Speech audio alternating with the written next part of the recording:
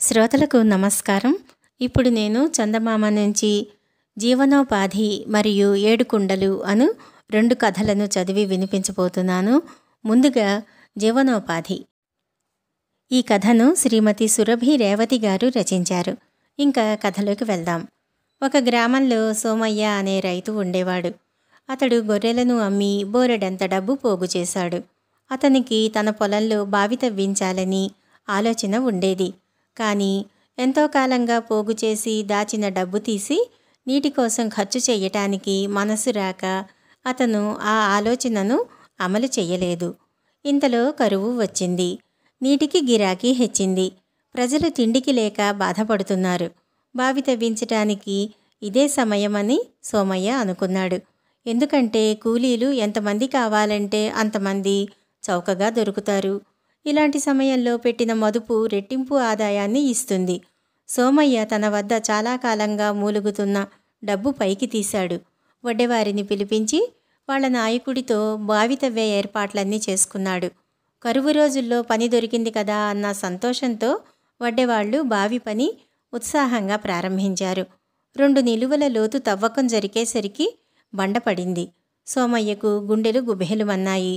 డబ్బు వృధా అయినందుకు అతను నెత్తిన చెయ్యి పెట్టుకున్నాడు. వడ్డెవాళ్లకు కూడా పని నిలిచిపోతుందేమోనని భయం పట్టుకున్నది.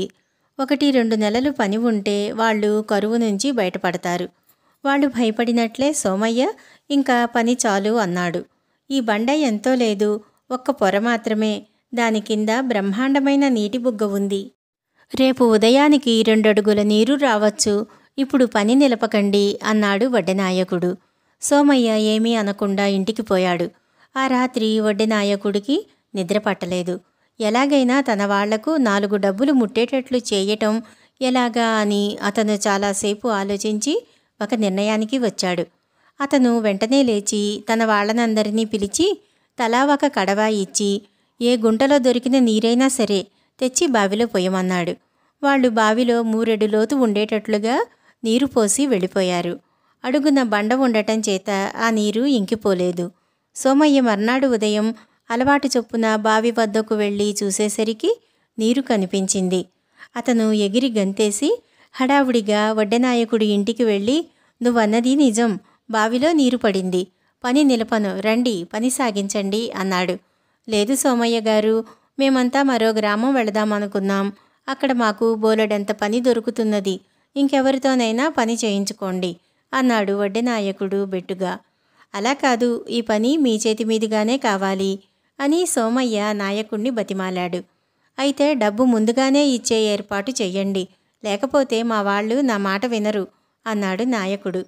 మరో 2 నిలువల లోతు తవ్వటానికి అయ్యే కూలీ లెక్కగట్టి సోమయ్య నాయకుడికి డబ్బిచ్చాడు.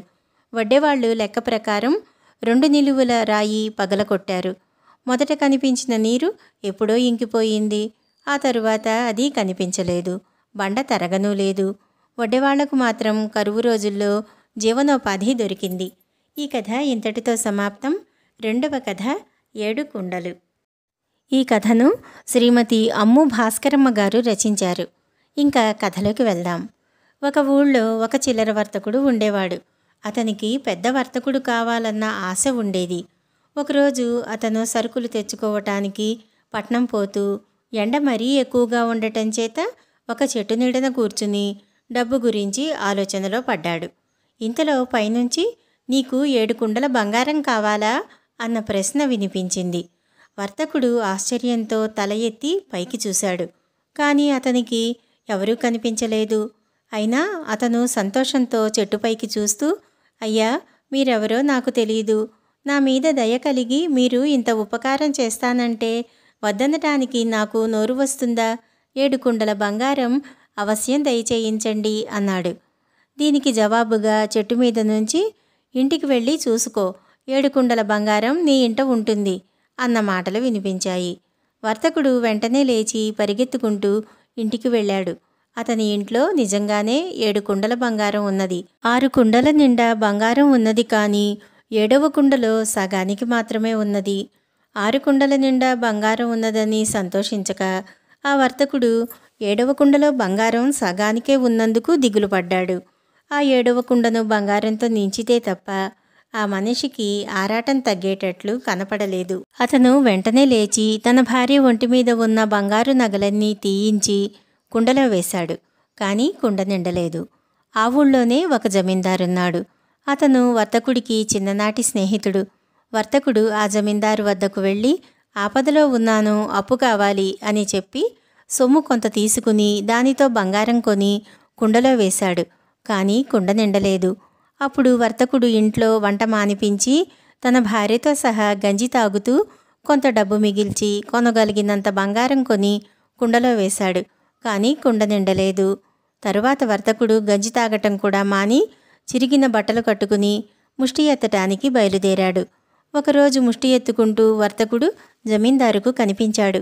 అతను చింకి గుడ్డలు కట్టుకుని చిక్కి శల్యమై ఉండటం చూసి జమీందారు ఆశ్చర్యపోయాడు. ఆస్తి అంతో ఇంతో ఉండగా అతను ముష్టి ఎందుకు ఎత్తుకుంటున్నాడో జమీందారుకు అర్థం కాక, ఏంరా, కొంపతీసి 7 కుండలు పుచ్చుకున్నావా ఏమిటి అని అడిగాడు.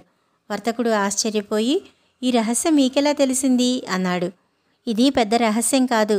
7 కుండలు పుచ్చుకున్న వాళ్లను చాలామందిని చూశాను. ఒక్కడూ బాగుపడలేదు. వెంటనే వాటిని వదిలించుకో అన్నాడు జమీందారు. వెంటనే వర్తకుడు వెనకటి చెట్టు కిందకు పోయి, నాకు 7 కుండలు వద్దు మహాప్రభో అని అరిచాడు. అతను ఇంటికి తిరిగి వచ్చేసరికి ఇంట్లో 7 కుండలు లేవు. వాటితో పాటు వర్తకుడు 7వ కుండలో వేసిన బంగారమంతా పోయింది. దురాశ మూలాన అతను కట్టుబట్టలతో మిగిలాడు. ఈ కథ ఇంతటితో సమాప్తం. మళ్ళీ మరొక కొత్త కథతో కలుసుకుందాం. నమస్కారం.